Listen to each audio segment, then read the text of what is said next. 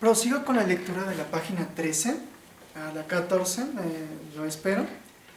Y tal vez tendré que volver a frenar un poco esta tanda de lectura. Perdonen que me pueda seguir. He estado haciendo este tipo de lecturas de esta manera, a veces dando muchas páginas de lectura para hacerlas caer de sopetón, y de repente paro porque pues tengo que prepararme, o sea, estoy buscando estudiar un poquito de pues mi maestría, mi posgrado, y también pretendo pues son cuestiones económicas. Realmente pues yo por eso he pedido que quien vea estos videos pues un poquito que los difunda, ¿no? Que los difunda a veces para estar de acuerdo o no estar de acuerdo con mis comentarios de la lectura de Anarquía y Cristianismo, que también puedan leer el libro de Anarquía y Cristianismo. Jacques Ellul, lo vamos a ver páginas más adelante, demuestra no una profunda erudición, si es que no se quiere decir así, pero sí demuestra que sabe y conoce acerca del exegesis de las Sagradas Escrituras, y él hace todo un viaje por la Biblia para poder hablar acerca de su punto. ¿Cómo lo hace? Porque él tiene que hablar de un cambio de reglas de juego para no entrar en competencia, sino en cooperación entre dos jugadores, entre dos coaliciones de jugadores. En la coalición del cristianismo y en la coalición del anarquismo, que para el momento en que Jacques Ellul escribe este libro, se encuentran en competencia. Y no solamente en ese momento, sino aún hoy. Aún hoy, para el cristianismo protestante mexicano, por ejemplo, hablar de anarquismo es hablar de una tremenda herejía y hablar de un pecado exorbitante, como que, ¿por qué rayos hay una persona que es anarquista en mi iglesia? En pocas palabras. A veces hasta a veces llega a pasar, ¿no? Finalmente. Y a veces uno tiene que callar en las iglesias, ¿no? Con otros no, y les expones, por ejemplo, al pastor, oye, mire que esto, que lo otro y aquello, y como que se queda diciendo, se nota interesante. Bueno, también esto lo hago para aquellos que digan, oye, ¿de qué trata el anarquismo cristiano, no? ¿Existe anarquismo cristiano? ¿No el anarquismo es el de Bakunin, que es ateo? Bueno, por eso estoy leyendo esto, para que la gente conozca, no para hacer proselitismo, no para decir, como Jacques Ellul lo dice, siendo consecuente de hecho con su lectura, y también en mi particular punto de vista, porque de alguna manera lo adopto yo, en decir, estoy de acuerdo con Jacques Ellul, estoy de acuerdo con Ellul, sobre todo en el punto de vista histórico, pero uno también tiene que ser un tanto cuanto sigiloso en cuanto a este tipo de lectura, sobre todo para que no sea uno malinterpretado y no provoque malas interpretaciones. Sin embargo, también tengo que decir, como diría Heisenberg, no Heisenberg, el de una serie que ahorita no recuerdo bien cómo se llama esta serie, sino Heisenberg, uno de los padres de la mecánica cuántica, de que las ideas no son responsables de lo que se hace con ellas. En este sentido, sobre el anarquismo cristiano, uno no es responsable de lo que malinterprete a otro ser humano, y para esto yo mejor pido que antes de una mala interpretación, no solamente para mí, sino a Jacques Ellul, que se lea y que se investigue. Valga, por ejemplo, uno necesita preparación teológica para decir, oye, como que Ellul, pues sí me pareció como el libro yo, en mi particular punto de vista, a veces un poco como el libro de Greg Boyd, de Satanás y el problema de la maldad, sobre todo cuando citaba sus ideas de teísmo abierto. De repente yo me quedé, no manches, está atentando a la doctrina de la soberanía divina. Pero si lo sigues leyendo, te das cuenta que no, sino que en realidad más bien le da un ajuste para una correcta comprensión. En ese sentido, Jacques Ellul sí se le necesita un poquito de exégesis bíblica para decir, oye, es que entonces su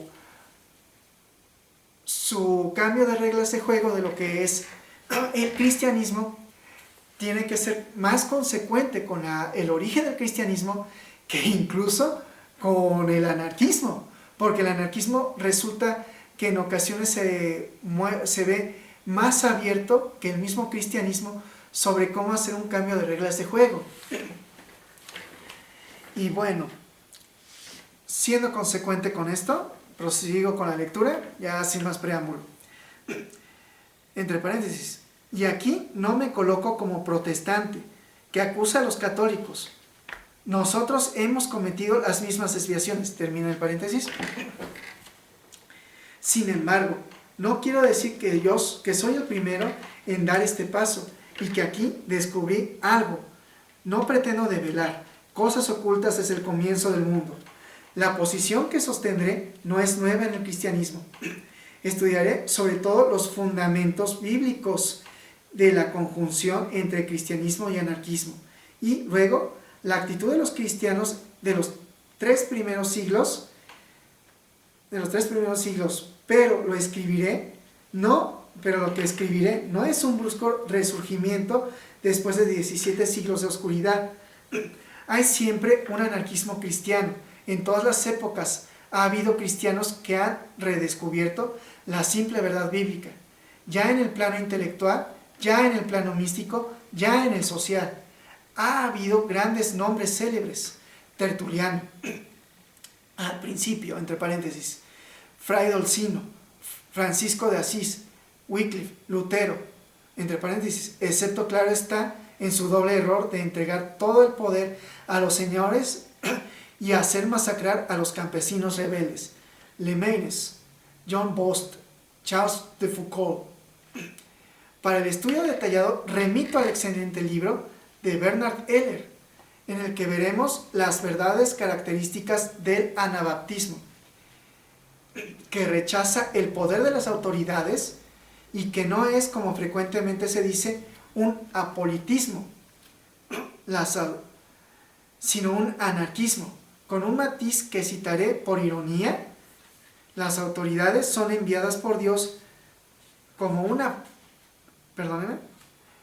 plaga para castigar al hombre malo, pero los cristianos, desde el momento en que se conducen bien y no son malos, no tienen por qué obedecer en nada a las autoridades políticas, y que deben organizarse en comunidades autónomas al margen de la sociedad y de los poderes. Más riguroso y asombroso ese hombre extraordinario que fue Blumhardt, que hacia fines del siglo XIX formuló un cristianismo anarquista. El pastor y teólogo se juntó con la extrema izquierda, pero rechazó entrar en el debate de una conquista del poder. Y en un congreso rojo declaró: estoy orgulloso de estar delante de ustedes como un hombre, y si la política no puede tolerar a un hombre tal y como es, entonces que la política sea condenada. Tal es la verdadera esencia del anarquismo: volverse un hombre, nunca un político. Blumhardt tuvo que abandonar el partido a mediados del siglo XIX, lo que había precedido en el camino de Kierkegaard, el padre del existencialismo. Bueno, llamé Kierkegaard o Kierkegaard, como ustedes les gusta llamar. Creo que Kierkegaard, mejor pensémoslo así, o Kierkegaard, ¿no? Kierkegaard, el padre del existencialismo, quien no se permitió caer en la trampa de ningún poder. Hoy en día se le desprecia y se le rechaza como un individualista. Es verdad que condena sin descanso a la gran masa y al poder, incluyendo a los que se fundan en la democracia. Una sola frase: nada, ningún error, ningún crimen es tan horrible frente a Dios como aquellos que el poder comete. ¿Por qué? Porque lo que es oficial es impersonal, y por ello es el más profundo insulto que puede hacerse a una persona. Muchos textos de Kierkegaard lo revelan como un anarquista, sin que, es evidente, la palabra misma aparezca, porque no existía. Por último, hay que retener la demostración, a mis ojos convincente. De nuevo cita a Bernard Eller, para quien Karl Barth, el más grande teólogo del siglo XX, fue anarquista antes de ser socialista, pero favorable al comunismo, de lo que se arrepintió. Así, estos simples trazos muestran que mi investigación no es excepcional en el cristianismo. Termino aquí en la página 15. Estamos a punto de terminar la introducción porque termina en la página 17. Llevamos la mayoría de lo que Jacques Ellul remite. Jacques Ellul, de hecho, él lo dice muy claramente. De hecho, uno, si ve lo que es el paleocristianismo y también parte del cristianismo del siglo II, del siglo III, a ese no le quise sacar papel. Y me parece, perdónenme, que yo de repente me remita a la autoridad del papel, que realmente no es más importante que la autoridad que uno debe tener en la cabeza. ¿A qué me refiero con la autoridad del papel? Es un sofisma que en los debates, y más de quien sabe de lógica, es como una forma de ad hominem, de argumentación ad hominem. Y alguien diría, entonces tú me estás refiriendo a una especie de argumentación ad hominem en que, oye, tú te estás refiriendo aquí a una argumentación no tanto ad hominem, sino a un argumento al papel, argumento de autoridad a alguien que lo investigó. Entonces tú vas a referirte a la autoridad de lo que te confiere el papel, de decir, tú te refieres a ti mismo como alguien que conoce algo del paleocristianismo. Primeramente, no soy un investigador bíblico. Los investigadores bíblicos sí ven el cristianismo primitivo y a veces se dedican y se encierran en todo lo que es el cristianismo primitivo durante años y años investigando los papeles del cristianismo primitivo. Por ejemplo, y más en el sentido del judeocristianismo. Aquí, Ellul, cuando habla del anabaptismo, los anabaptistas, sin darnos cuenta, para aquellos que investigamos un poquito del paleocristianismo, ya dije que aquí tengo el papelito que por lo menos durante un cierto tiempo lo investigué con varios compañeros de la UNAM, que a los que si se pueden mando saludos, no felicitar, más bien mando saludar, algunos sobre todo los que están siendo profesores en el Museo de la Biblia. Otros no son profesores en el Museo de la Biblia, pero han ayudado, sobre todo una compañera que está acabando su tesis de licenciatura en Historia, que sí estuvo aquí y tiene ese papelito tal vez. Si es que le interesó, obviamente uno diría, oye, es que nada más interesa el papel. No, no interesa el papel. De hecho, yo diría que este papel no me va a servir para poder pedir trabajo. Tal vez el papel de allá arriba, el de la licenciatura en Física y Matemáticas, sí, y le tengo que sacar fotocopias. Y si no, lo que importa es la cédula profesional. Y aún así, si yo voy para la ciencia, que yo quiero ser científico, para eso estoy haciendo mi posgrado, pues realmente el papel es como que, ¿para qué te sirve la licenciatura? Pues es para lo que estoy haciendo ahorita, para colgarlo en la casa y que se vea bonito. Lo que importa más es el conocimiento. Aquí me remito de nuevo a Jacques Ellul, perdón por el paréntesis grande que le hice. Jacques Ellul dice bien, los anabaptistas conforman una comunidad de alteridad al orden establecido medieval de ese momento, tal como el cristianismo hizo para el judaísmo como un orden de alteridad para ese momento. Y conforme a esto dicho, el cristianismo es una organización anarquista. Es anarquismo.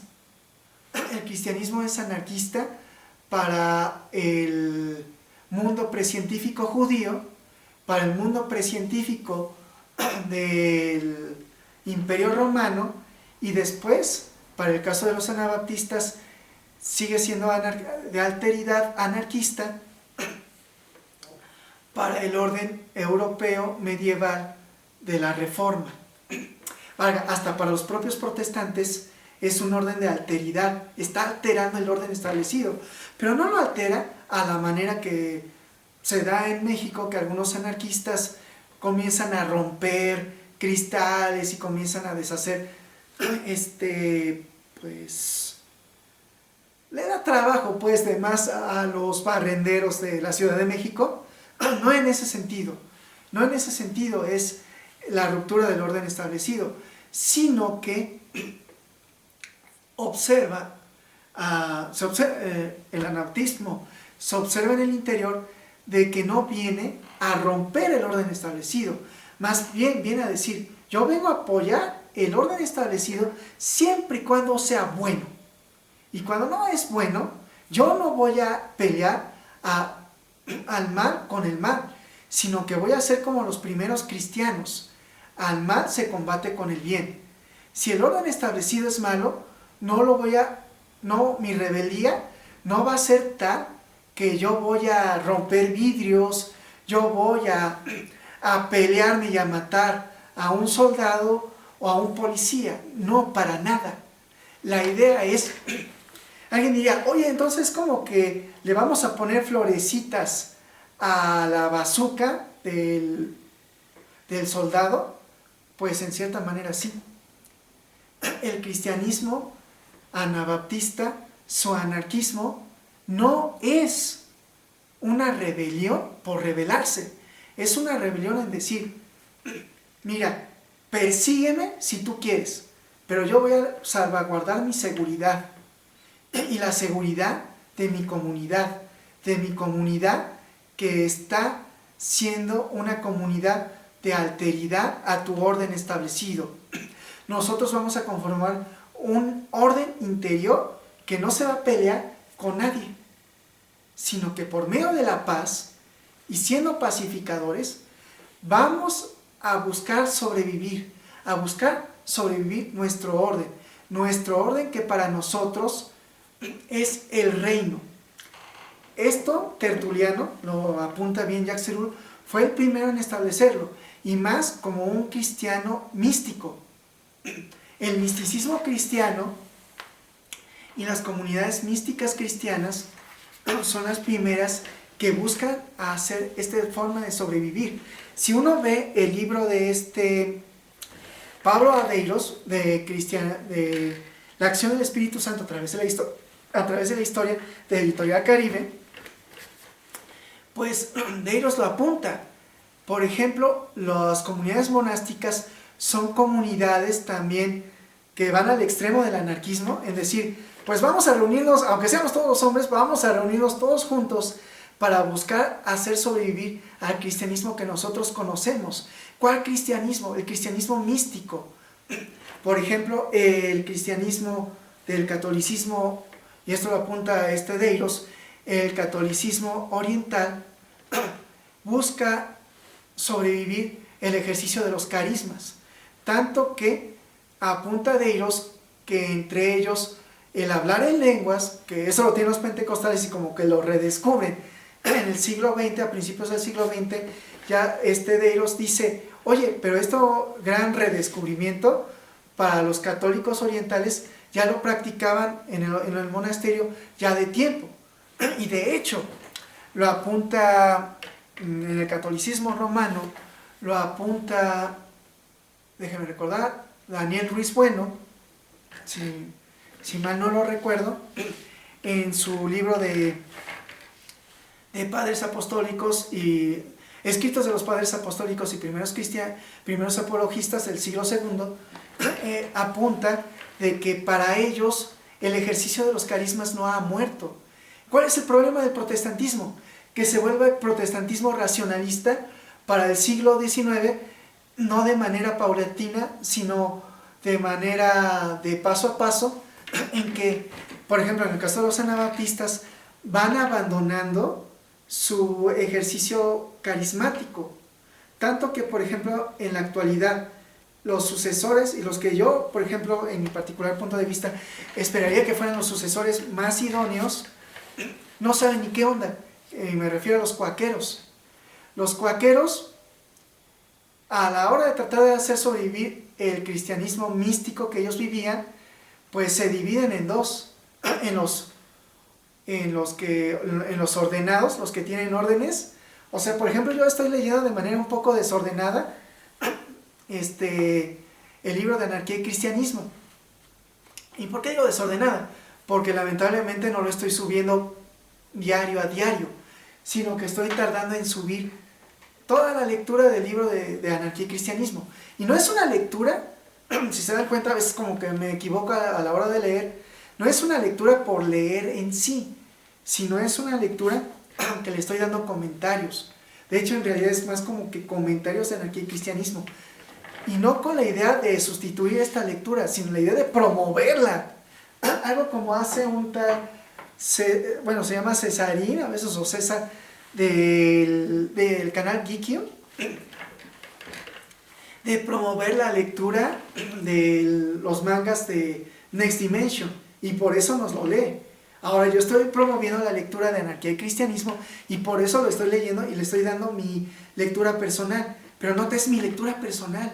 Por eso yo preferiría y prefiero que cada quien lea y que cada quien tenga sus propias, su propio cambio de mentalidad acerca de lo que va a hacer y decir, sobre cómo ve lo que es el movimiento anarquista por sí solo, y que lo investigue leyendo los libros de Antorcha Digital, que lo investigue leyendo a este mexicano, déjame recordar, bueno, ahorita no lo estoy recordando el nombre de Flores Magón, ya, el magonismo, lo que es el anarquismo mexicano, y en este sentido, para los anarquistas, para los cristianos, saber acercarse a cómo piensan los anarquistas.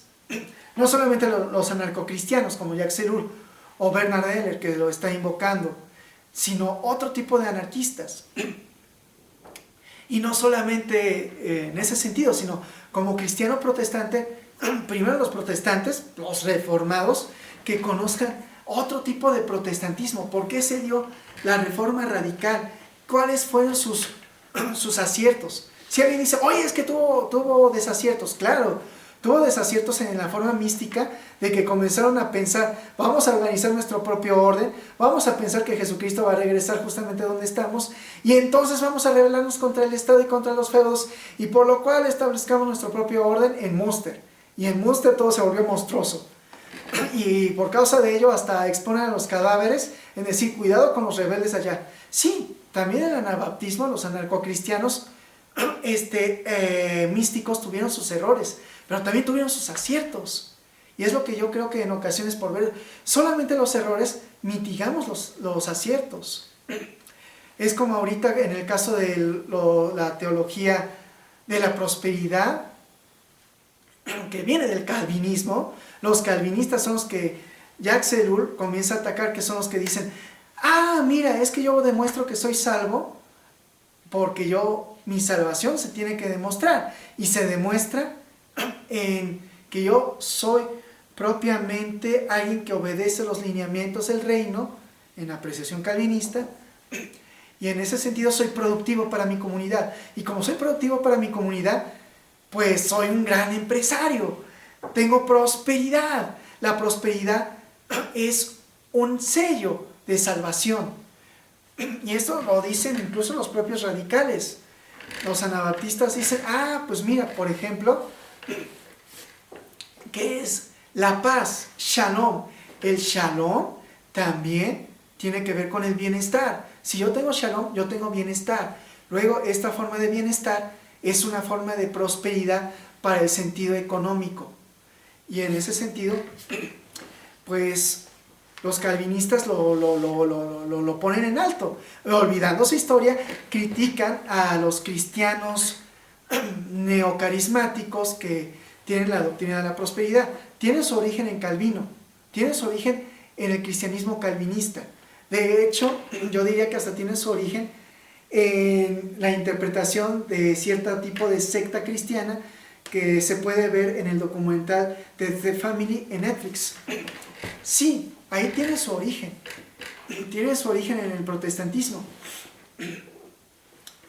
Pero si vemos nada más lo malo, olvidamos lo bueno.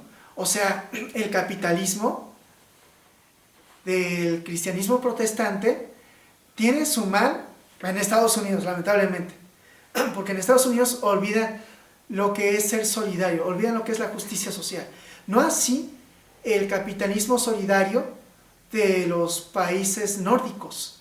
Y ahí, incluso los investigadores dicen, tiene que ver mucho con la forma ideológica, cultural de pensamiento que se ha pensado a lo largo de los siglos, que se le contribuye en especial a la forma protestante de pensamiento. Y en ese sentido tiene sus aciertos.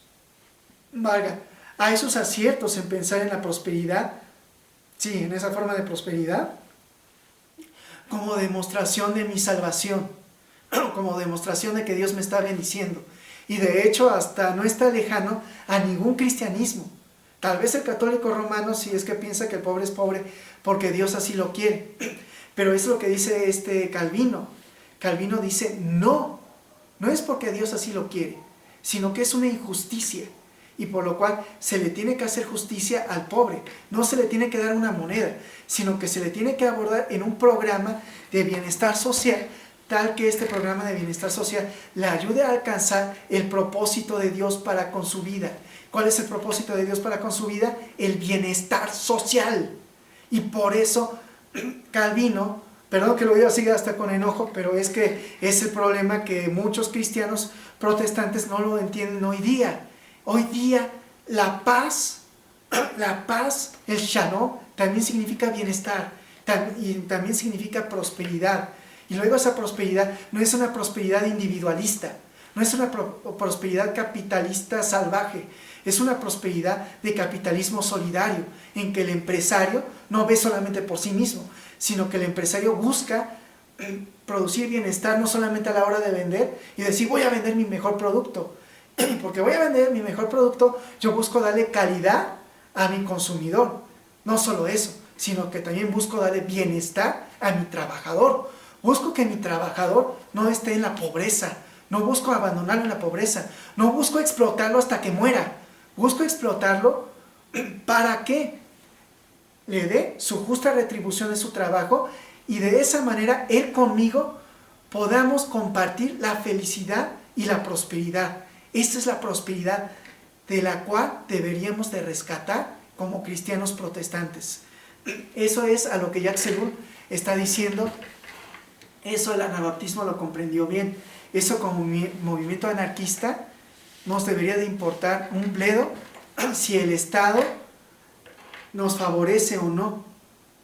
Nos debemos de, como gremio, en particular el cristianismo protestante, conformar gremios en que tal vez pueda ser perseguido por el Estado, pero con la identidad propia de lo que significa estar como cristiano, donde si el Estado hace bien, pues primero no me va a tener que perseguir, porque yo no estoy haciendo mal, y como no estoy haciendo mal, pues como anarquista es bueno, ahí está el Estado, ¿y para qué sirve?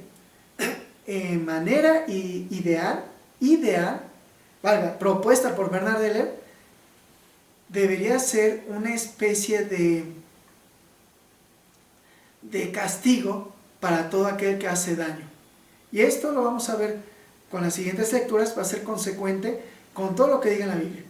Jacques Ellul hace una investigación bíblica en la que él está exponiendo su cambio de juego, de reglas de juego del cristianismo que él vivía en ese momento y que tal vez lamentablemente en ocasiones el cristianismo protestante latinoamericano vivimos, en decir, tenemos que hacer un cambio de reglas de juego. El cambio de reglas de juego es un cristianismo solidario, un cristianismo que regrese a su antigüedad mística, a lo que fue, yo lo diría como cristiano protestante, influido por el ala neocarismática, mejor dicho, sí, influida a la neocarismática, influida por el ala pentecostal y por sus orígenes pentecostales con Seymour, de tener una comunidad en que toda división venga a caer abajo y todos seamos uno, solidariamente uno, donde la salvación no la veamos como solamente un privilegio. Es cierto, y eso lo dice Jacques Ellul, o sea, la salvación viene por Jesucristo, ¿no? Punto. No lo voy a discutir, como cristiano no se discute, es un no negociable. Pero como no negociable, no signifique que yo no pueda, como otro no negociable, hablar acerca del amor y de la aspiración de Dios de una salvación universal para toda la raza humana. Bueno, esperando que me puedan seguir en la siguiente tanda de videos, me despido. Se despide de ustedes el administrador del canal Angelus Novus, Bernardo Fuentes Herrera, que le encanta investigar y jugar. Bendiciones.